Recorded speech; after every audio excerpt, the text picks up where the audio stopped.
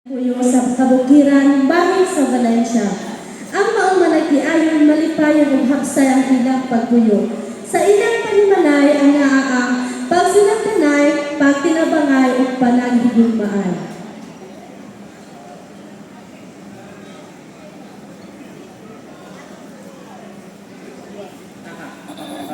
Ini ka mapagdaway, tigay ako pagpapabi. Yung ay natwala kayo takay. Nagkasabot ang mag-asawa ang mangita o kahoy nga gamiton pangsugnod sa ilang abuhan. Ogo, ang ngayon dito ba? Waya sa kayo, do kayo taga?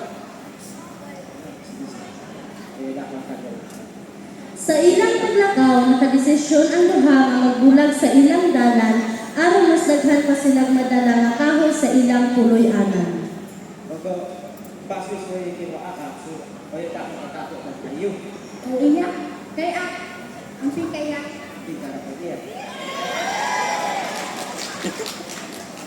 O sa wala danha nga panghitabo, ang maong lalaki kalit lamang nawad-an sa iyang panimuot ug siya natumba nga daw wala na'y kinabuhi.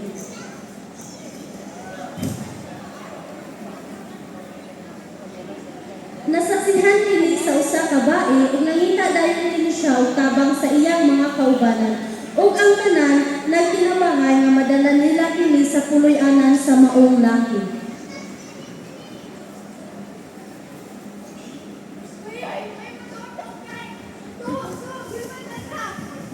Boy, balik ko ano na.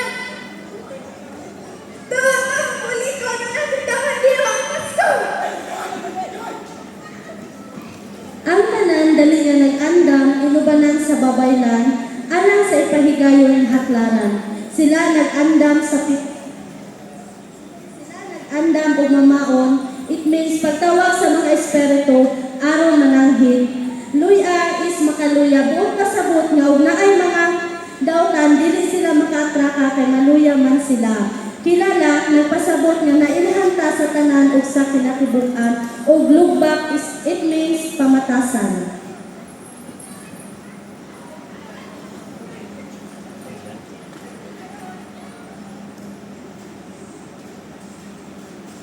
Samtang pauli na kining maong asawa, dako kaayo niyang katingala nganong daghan kaayong tawo sa ilang panimalay. Dali-dali siyang misulod sa puntahan ug nakita na lamang niya ang iyang bana maoy gitapukan. Yoy, may paniuto kay parang noy.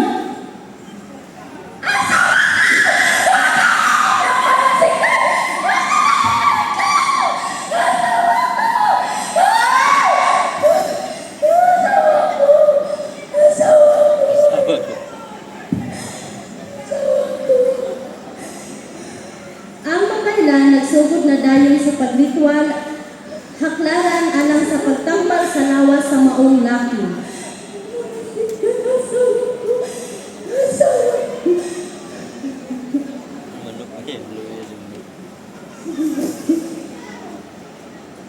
Ihaw na ba?